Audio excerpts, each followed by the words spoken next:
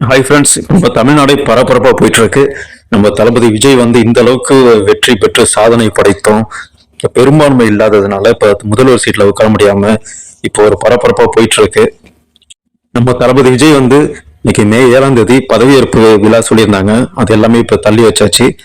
தளபதி விஜய் பாதுகாப்பு வாகனங்கள், அவர் வீட்டில் இருந்த வாகனங்கள் எல்லாமே வந்து திருப்பி அமைச்சிட்டாங்க. தளபதி விஜய் வந்து அவரோட கார்ல தான் போயிட்டு இருக்காரு. இப்போ ஆளுநர் அர்லேக்கர் வந்து இதுவரைக்கும் கடிதம் எதுவும் போடல, எந்த அழைப்புமே விடுக்கல. இப்ப டிவிகேக்கு என்ன சொல்லியிருக்காங்க அப்படின்னா, அவங்க பெரும்பான்மையை காண்பிக்க வேண்டும் அப்படின்னு சொல்லியிருக்காங்க. இப்ப டிவிகேக்கு இதுவரை 107 சீட்டு இருக்கு. இப்ப காங்கிரஸ்ல இருந்து வந்து 5 சீட்டு வந்தா கூட பெரும்பான்மையை காமிக்க 118 உறுப்பினர்கள் வேணும்.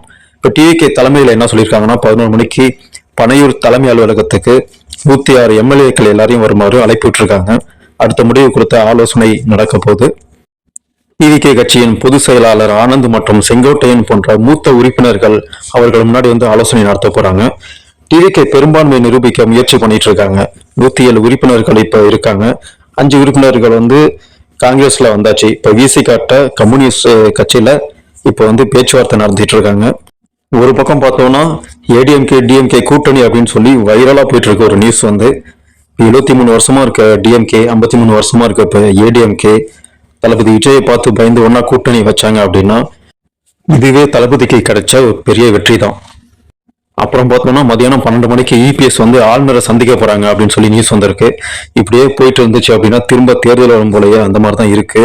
அப்படி திரும்ப தேர்தல் வந்துச்சு அப்படின்னா நம்ம தளபதி கண்டிப்பா 160 பெற்று பெரிய சாதனை படைப்பாங்க. அது கண்டிப்பா உறுதி. அது காங்கிரஸ்ல என்ன சொல்லியிருக்காங்க அப்படின்னா, காமராஜர் காலத்துல நடந்த பொற்கால ஆட்சியை நாங்க திரும்ப கொண்டு வருவோம் அப்படின்னு சொல்லி காங்கிரஸ்ல சொல்லியிருக்காங்க.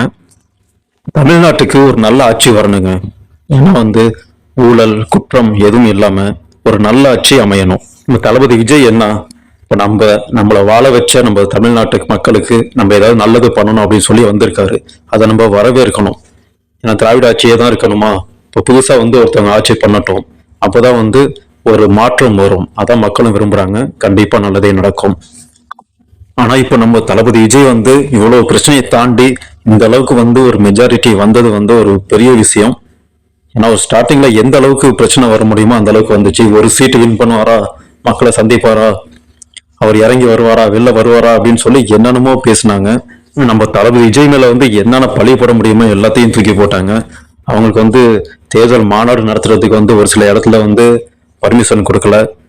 அப்புறம் வந்து என்னென்ன பழி போட முடியுமோ கரூர் விஷயத்துல தூக்கி போட்டாங்க. அப்புறம் அவரு மாநாடு நடத்துவாரா, வெளில வருவாரா, மக்களை சந்திப்பாரா, அவர் ஒரு சீட் கூட வின் பண்ண மாட்டாரு, ஒரு 10 வின் பண்ணுவாரா, 1 கூட வின் பண்ண மாட்டாரு அப்படின்னு சொல்லி எவ்வளவு கேவலமா பேச முடியுமோ அந்த அளவுக்கு வந்து கேவலமா பேசிட்டு இருந்தாங்க. ஒருவேளை வந்து அவர் அந்த மாதிரி கம்மியா இருந்தாருன்னா இவங்களோட பேச்சு இன்னும் 100 மடங்கு அதிகமா இருக்கும்.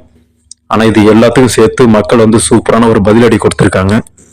இதுல என்ன ஒரு நல்ல விஷயம் நடந்திருக்கு அப்படின்னா, இந்த பணத்தை வாங்கிட்டு ஓட்டு போடுறாங்க அப்படின்னு சொல்ற அந்த ஒரு கான்செப்ட் வந்து இப்ப இல்ல, மறைஞ்சிருச்சு.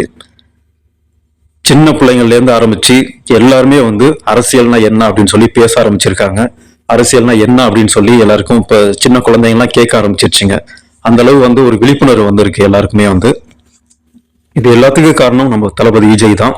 அவர் சொன்ன மாதிரியே வந்து அவர் சொன்ன வாக்குறுதிகள், ஊழல் இல்லாம ஒரு நல்ல ஒரு ஆட்சியை நடத்தினாங்க அப்படின்னா அவங்க மக்கள்லாம் எல்லாமே வந்து அவங்கள நம்பி ஓட்டு போட்டிருக்காங்க. அதை வந்து அவங்க வந்து எல்லாத்தையும் மதிச்சு ஒரு நல்ல ஆட்சியை நடத்தணும் அப்படின்றது தான் எல்லாருமே எதிர்பார்க்கறது. கண்டிப்பா நம்ம தளபதி அது பண்ணுவாங்க. எல்லாம் நல்லதே நடக்கும். கான்பிடண்டா இருங்க, வெற்றி நிச்சயம். ஜோசப் விஜய் என்னும் நான் இந்த ஸ்பீச்சுக்காக தான் இப்போ தமிழ்நாடே காத்துட்டு இருக்கு. கூடிய சீக்கிரத்தில் அது நடக்கும். தேங்க்யூ ஃப்ரெண்ட்ஸ், தேங்க்யூ ஃபார் வாட்சிங். நம்ம சேனலை சப்ஸ்கிரைப் பண்ணாதவங்க சப்ஸ்கிரைப் பண்ணிக்கோங்க. தொடர்ந்து பேசுவோம். தேங்க்யூ.